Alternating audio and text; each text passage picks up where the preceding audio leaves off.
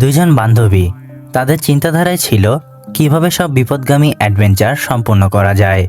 কিন্তু অ্যাডভেঞ্চারের নেশায় জ্ঞান বুদ্ধি হারিয়ে যখন তারা 2000 ফুট উচ্চতায় এক রেডিও টাওয়ারে উঠে পড়ে, তখন তাদের জীবনের কালো ছায়া নেমে আসে।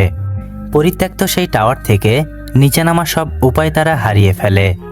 কিন্তু কিভাবে তারা 2000 ফুট উচ্চতায় সেই টাওয়ারে ফেঁসে যায়, আর কেনই বা জীবনের পরোয়া না করে তারা সেই টাওয়ারে উঠতে গিয়েছিল, এসব নিয়েই আজকে গল্পটা শোনাবো। বলছিলাম 2022 সালে রিলিজ হওয়া ফল মুভিটির কথা। আমি হলপ করে বলতে পারি এটা এই বছরের পছন্দের একটি সার্ভাইভাল মুভির তালিকায় থাকবে। তো আর কথা না বাড়িয়ে চলুন আজকের গল্প শুরু করা যাক। গল্পের শুরুতেই আমরা এক বিবাহিত দম্পতি ড্যান ও বেকিকে দেখতে পাই, যারা পাহাড়ে ক্লাইম্বিং করছিল। তাদের সাথে হান্টার নামের একজন বন্ধুও ছিল। সবাই মিলে ক্লাইম্বিং করে পাহাড়ের ওপরে যাওয়ার চেষ্টা করছিল। সময়টা ভালোই যাচ্ছিল, কিন্তু হঠাৎ ড্যানের পা পিছলে যায়। কোমরের সাথে দড়ি লাগানো ছিল, এজন্য সে নিচে ঝুলছিল। তার ওয়াইফ বেকি তাকে উপরে টেনে তোলার চেষ্টা করে, কিন্তু কোনো লাভ হয় না। একসময় পাহাড়ের সাথে আটকানো দড়িটাও ছিঁড়ে যায়। বেন নিচে পড়ে মারা যায়। মর্মান্তিক এই ঘটনাটি ঘটে যাওয়ার 1 বছর পরে আমরা আবার বেকিকে দেখতে পাই। বেকি সেই দিনের খারাপ সময়টা আজও ভুলতে পারেনি। ড্যানের কথা মনে পড়লে সে ভেঙে পড়ে এবং প্রচুর মদ্যপান করে। বেকির পরিবার বলতে রয়েছে শুধু তার বাবা। তার মা ছোটবেলাতেই মারা গেছে। বেকির বাবা জেমস মেয়ের এমন অবস্থা দেখে ভেঙে পড়েছিল। বেকিকে সে অনেক বোঝানোর চেষ্টা করেছে, কিন্তু কোনো লাভ হয়নি। বেকি তার বাবার সাথে উল্টো খারাপ ব্যবহার করেছে। প্রতিদিনের মতো আজকেও বেকি বাবার সাথে খারাপ ব্যবহার করে রুমে গিয়ে আত্মহত্যা করার চেষ্টা করে। কিন্তু তখনই বেকির রুমে তার বান্ধবী হান্টার প্রবেশ করে। হান্টার গত 1 বছর ধরে নিখোঁজ ছিল। সে কোথায় ছিল এ ব্যাপারে বেকি কিছুই জানে না। হান্টারকে দেখে বেকি বেশ আশ্চর্য হয়।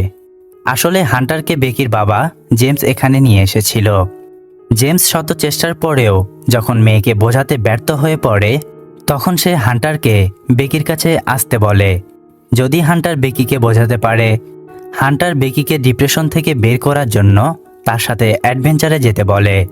বিগত 1 বছর ধরে তারা ঘরের কোনায় বসে থেকে বেশ বোর হয়ে গিয়েছিল। হান্টার বেকিকে নিয়ে একটি রেডিও টাওয়ারে চড়ার প্ল্যান করেছিল। টাওয়ারের উচ্চতা ছিল প্রায় 2000 ফুট। বেকি প্রথমে রাজি না হলেও হান্টার তাকে অনেক বোঝানোর পরে সে রাজি হয়ে যায়। এরপর তারা পরের দিন সকালে তাদের গন্তব্যে যাত্রা শুরু করে। গাড়িতে করে যাওয়ার সময় বেকি হান্টারের ফোনে পুরনো দিনের কিছু ছবি দেখছিল। তখন জেমস তাদের খোঁজ নেওয়ার জন্য ফোন করে। বাবা ফোন করেছে দেখতে পেরেও বেকি ফোন রিসিভ করে না।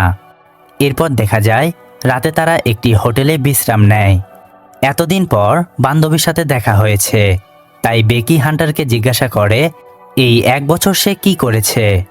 উত্তরে হান্টার বলে সে এখন ইউটিউব ব্লগার হয়ে গেছে। সময়ের সাথে সাথে সেও নিজেকে পরিবর্তন করে ফেলেছে। রাতে হোটেলে বিশ্রাম নেওয়ার পর সকালে উঠে তারা আবার তাদের গন্তব্যে যাত্রা শুরু করে। গাড়িতে করে যাওয়ার সময় হান্টার তার ইউটিউব চ্যানেলের জন্য একটি ব্লগ বানিয়ে ফেলে। বেশ কিছুক্ষণ গাড়ি চালানোর পরে অবশেষে তারা সেই টাওয়ারের এরিয়াতে পৌঁছে যায়। টাওয়ার পর্যন্ত গাড়ি নিয়ে যাওয়ার কোনো রাস্তা না থাকায় তারা পায়ে হেঁটে টাওয়ারের উদ্দেশ্যে যাত্রা শুরু করে। কিছুক্ষণ হাঁটার পরে তারা সামনে 2টা শকুন দেখতে পায়। শকুনগুলো একটি জানোয়ারকে জীবিত অবস্থায় টেনে ছিঁড়ে খাচ্ছিল। এটা দেখে তারা কিছুটা মর্মাহত হয়, কিন্তু পৃথিবীর নিয়ম এটাই যে নিজেকে বাঁচাতে পারে না সে বাঁচতেও পারে না। হান্টার তার ব্লগের জন্য সেই জানোয়ারকে টেনে ছিঁড়ে খাওয়ার দৃশ্যটাও ইউটিউবে আপলোড দিয়ে দেয়। এগুলোর মাঝে হঠাৎ তারা খেয়াল করে টাওয়ার পর্যন্ত তারা পৌঁছে গেছে। হান্টার তার ব্লগ বানাতে ব্যস্ত হয়ে পড়েছিল, কিন্তু বেকি তার চোখের সামনে এত উঁচু টাওয়ার দেখে ভয়ে তার হাত পা থরথর করে কাঁপছিল। হান্টার বুঝতে পারে বেকি নার্ভাস ফিল করছে। হান্টার বেকিকে সাহস দেয় এবং বলে এটা কোনো ব্যাপার না, তুমি অবশ্যই এটা করতে পারবে, নিজের উপরে বিশ্বাস রাখো। হান্টার তার কোমরের দড়ির সাথে বেকিকে বেঁধে নেয় এবং টাওয়ারে চড়ার জন্য এগিয়ে যায়। প্রথমে হান্টার টাওয়ারে চড়তে শুরু করে এবং পেছনে বেকি ছিল। টাওয়ার অনেক বছরের পুরাতন হওয়ায় জং ধরে গিয়েছিল।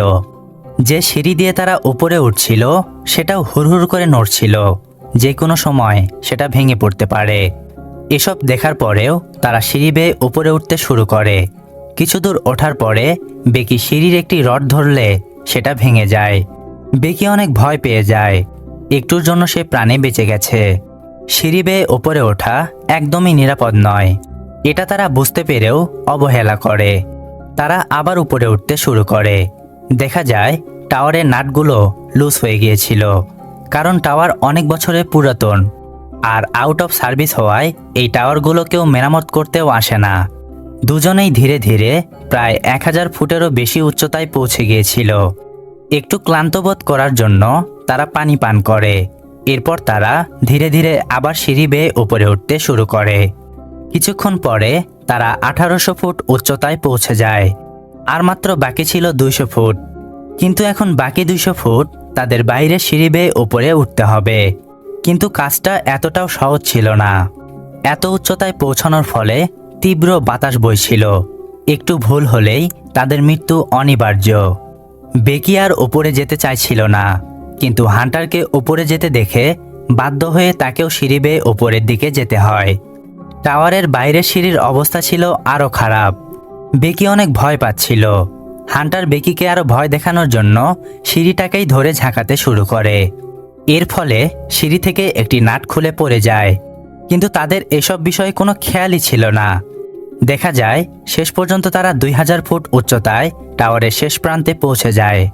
ওপরে পৌঁছানোর পরে তারা এতটাই খুশি হয়েছিল যেটা বলে বোঝানো যাবে না। হান্টার তার ফোন বের করে সেলফি নেয় এবং ভিডিও রেকর্ড করে।